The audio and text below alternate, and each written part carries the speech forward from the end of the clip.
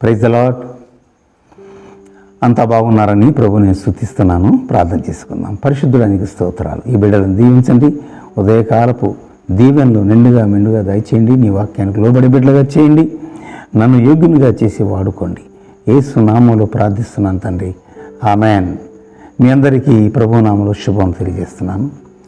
ఇవాల్టి వాక్య భాగము విలాప వాక్యములు 3వ అధ్యాయము 22వ వచనం.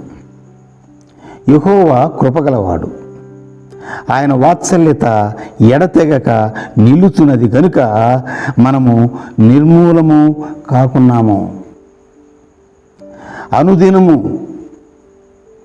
నూతనముగా ఆయనకు వాత్సల్యత పుట్టుచున్నది.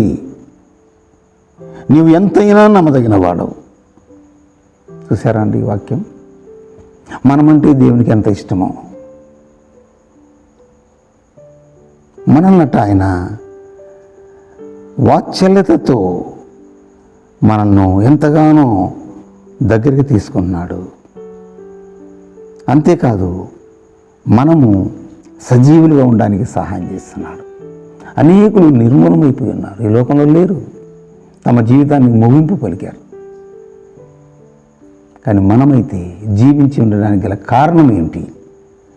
దేవుడు కృపగలవాడే కాదు, మనమంటే వాత్సల్యత.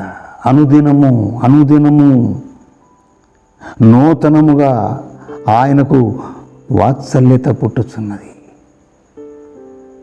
మనం ఎంత వ్యతిరేకంగా దేవునికి జీవించినా, దేవునికి ఎంత దూరంలో ఉంటున్నా, ఎంతగా దేవుని మాటలు వినకుండా చెవులు మూసుకున్నా, ఎంత దేవుని మనం ద్వేషిస్తున్నా దూషిస్తున్నా, ఆయన మాత్రం మనం నిర్మూలము కాకుండా, మన జీవితాన్ని ముగించనివ్వకుండా మనను అధికంగా ప్రేమిస్తున్నాడు. అనుదినం మనం చూస్తే ఆయనకు ప్రేమ పుట్టుకొస్తుంది. ఎందుకంత ప్రేమ దేవునికి మన మీద? మరి ఆయన అంతగా నన్ను ప్రేమిస్తుంటే మనం ఎందుకు ఆయన మాట వినట్లేదు? ఎందుకు ఆయన సన్నిధికి మనం రావట్లేదు? ఒకసారి ఆలోచించాలి. ఆయన ప్రేమను మనం చులకన చేయకూడదు. కనుక ఆయన ప్రేమకు మనము తగిన రీతిగా జీవించగలిగితే మనల్ని ఇంకా దేవుడు ఆశీర్వదిస్తాడు. అనుదినము కను రెప్పలాగా మనల్ని కాపాడుకుంటున్నాడు. ఏ కీడు లేకుండా చేస్తున్నాడు. ప్రతి రోగం నుంచి విడుదల కలిగిస్తున్నాడు. మనం గొప్పవారమని కాదు, మనము దేనికి పనికి రావాలి, ఇంతలో కనపడేంతలో మాయమయ్యేవారు. అయినా వాత్సల్యత ఆయన మన ఎడల చూపుతున్నాడు. మనల్ని చూడగానే ఆయన తన ప్రేమను చూపిస్తున్నాడు, మనల్ని కరుణిస్తున్నాడు, మన ఎడల కృప చూపుతున్నాడు ఆయన. అందుకే అంటాడు, అయ్యా నువ్వెంతైనా నమ్మదగిన వాడు నాయన, నువ్వెంతైనా నమ్మదగిన వాడు. కనుక నేనంటాను, నీవు నా భాగము, నీవు నా భాగము, నీ యందు నేను నమ్మిక ఉంచాను ప్రభువా. అందువల్ల నేను నిన్ను ఆశ్రయించిన కారణాన నువ్వెంతో నా ఎడల దయ చూపుతున్నావు అంటాడు ఈ భక్తుడు ఇక్కడ. కాబట్టి మన ఎడల దయ చూపుతున్నాడు, కృప చూపుతున్నాడు, వాత్సల్యత కలిగి ఉన్నాడు దేవుడు. దేవుని వాత్సల్యత ఎంత గొప్పదో చూడండి. అనుదినం మనల్ని ప్రేమిస్తూ కనికరిస్తూ దీవిస్తున్నాడు. మరొక మాట చూడండి మనం. ఆ మాట ఏంటంటే 54వ యెషయా గ్రంథములో 7వ వచనంలో ఉంటుంది. నిమిషం మాత్రము నిన్ను విసర్జించి తిని గొప్ప వాత్సల్యతతో నిన్ను సమకూర్చేదను. Praise God. నిమిషం మాత్రమే నిన్ను విసర్జించాను, ఎందుకంటే నీలో నాకు